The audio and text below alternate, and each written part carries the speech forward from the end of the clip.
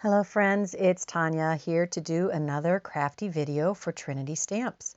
This time I'm going to make a merry box of Christmas. It's Christmas Eve and I know you're probably all done with your Christmas card making for this year, but this is a special treat on Christmas Eve. I am using the all spruced up stamp set and coordinating dies on this part of the card. And I'm taking the outline spruce background that fits on a slimline card, and I'm going to use it in a slightly different way. We're making a slimline sized box card using the wide box card die set, and I'm using the Evergreen Bough and Rustic Wilderness Distress Oxide inks on some layering weight craft cardstock. And because it has a sticky quality, the ink is perfect to add some sparkly embossing powder. I just love how this brings the entire image to life, and it has so much shine that we're going to take the extra that stuck to the paper despite using an embossing bag. I am using the coordinating die. We're not going to use the image as a full die cut. I am going to trim this apart, and I actually made 4 copies of this. I did it 4 times because we're going to need that many pieces to create this box card, the slimline box card.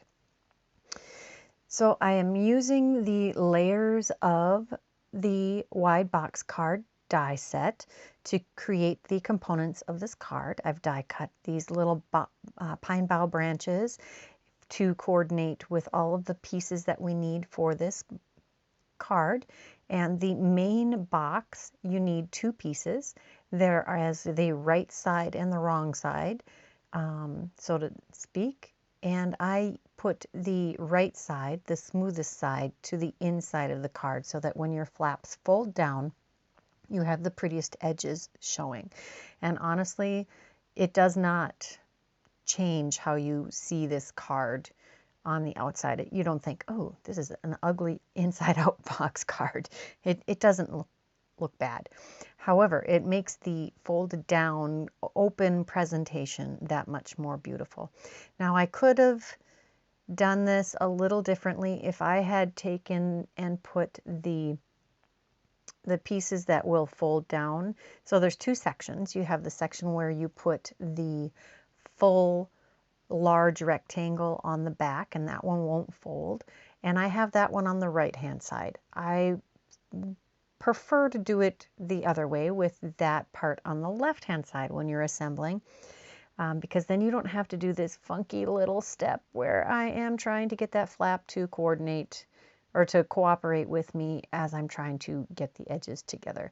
It's nicer when you can fold in 2 sections to the middle and have those pieces join, but this works.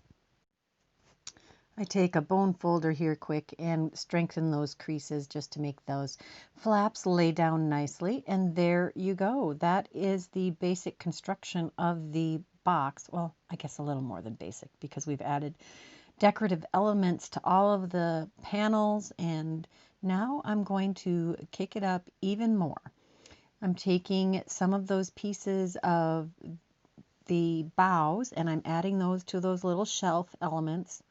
And if you want to see how many pieces you need, if you wanted to replicate this product or this project, or create something similar with different images but want to know how many pieces you need for all of the different sections, then you could go back to the part where I show you all of the different pieces I used and count those. You can pause it and be able to count what you need.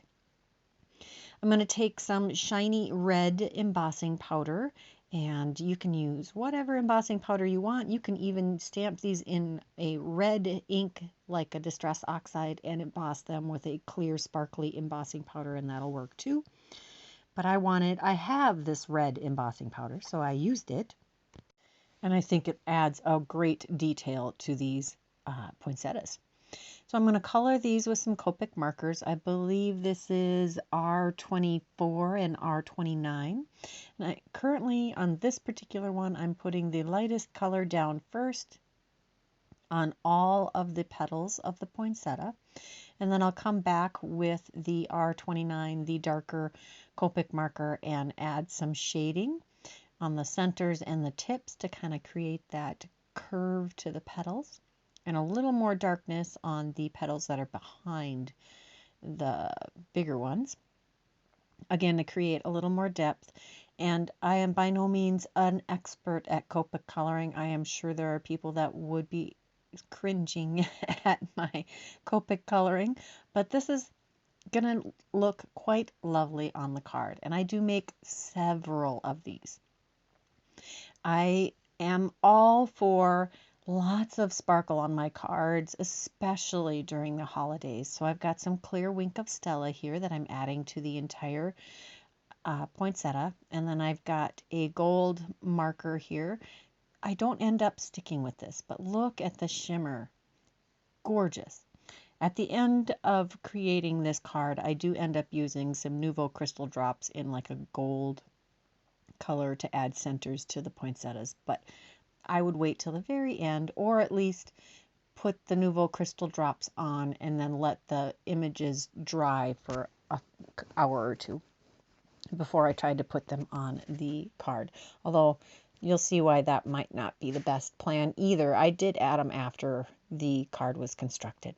So next we are going to create some pine boughs and berry branches, or excuse me, not pine boughs, pine cones and berry branches, which are included in the All Spruced Up stamp set, which has coordinating dies, which you've already seen me use.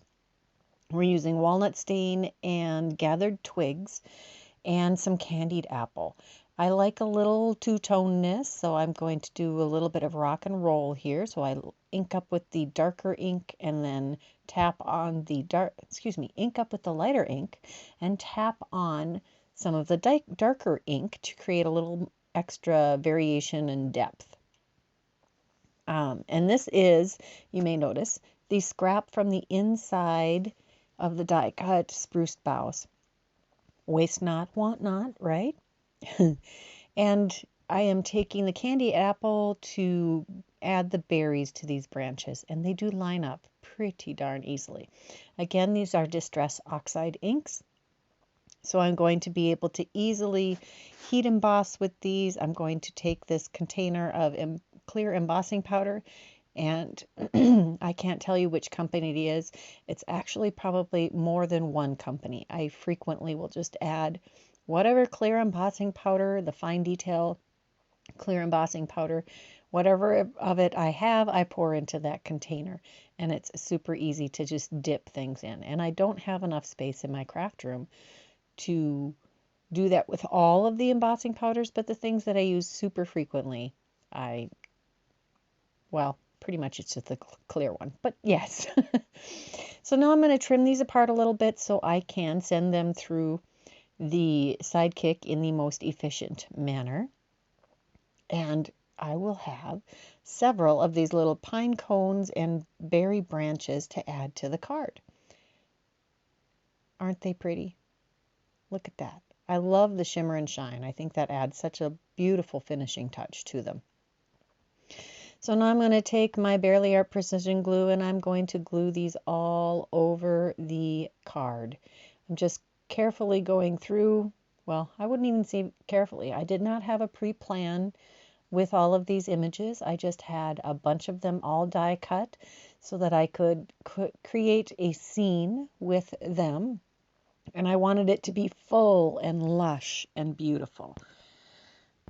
And to stretch the poinsettias a little bit, I did die cut them, or not die cut them. I cut them apart to use them in different spots so I could get a little more use out of them. And you're going to see me put this poinsettia on the corner and then trim off the excess.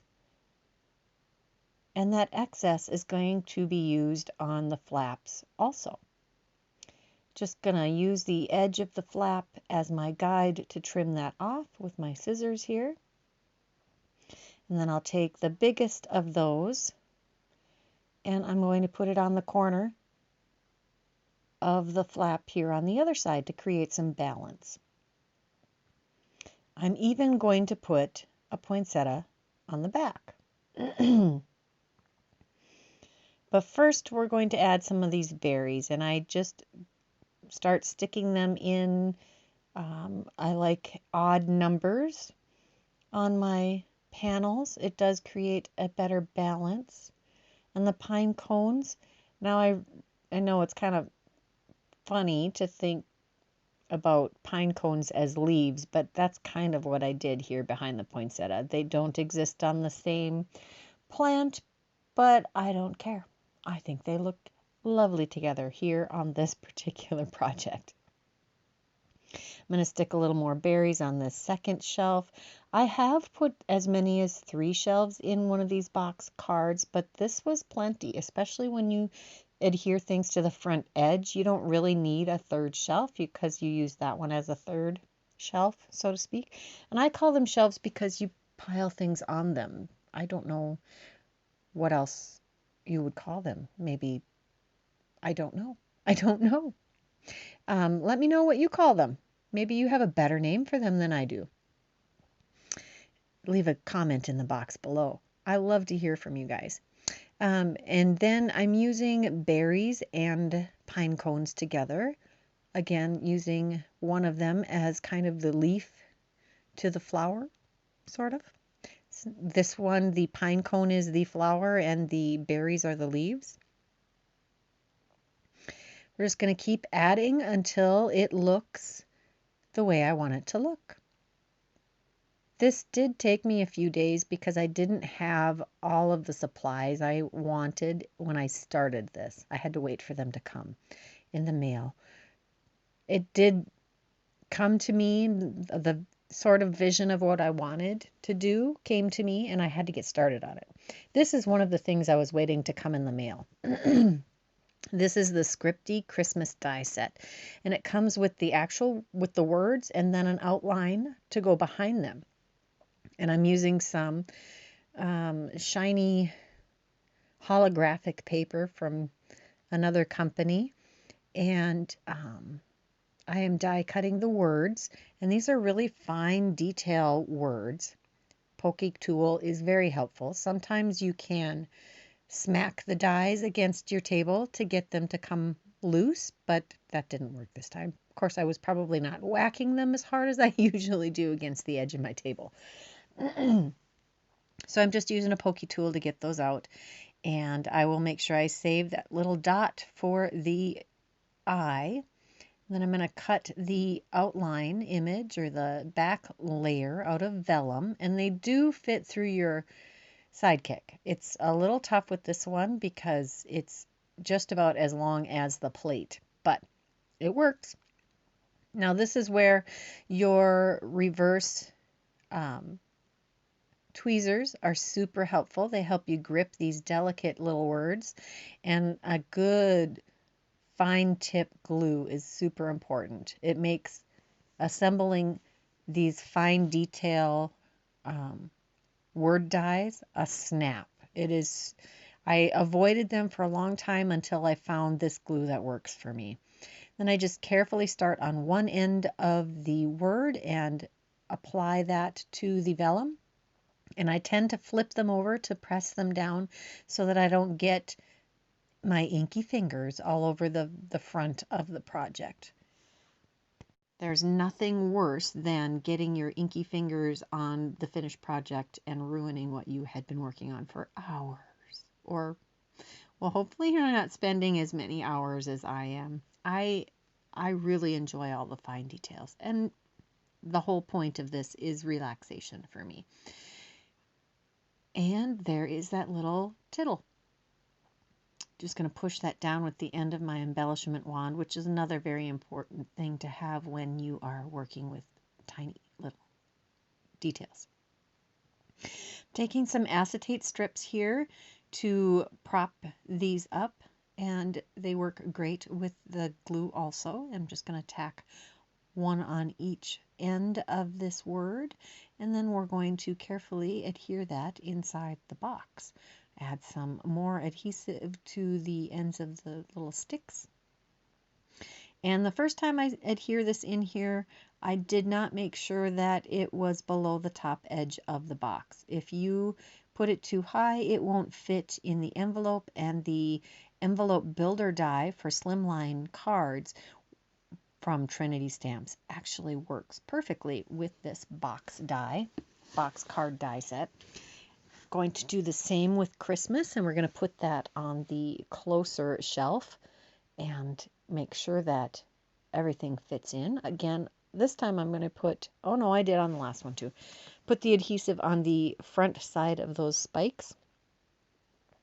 Adhere those inside the box, and that is the finished card. Just going to make sure the S is in front of the poinsettia, and since those are vellum outlines, they actually don't completely hide the images behind them.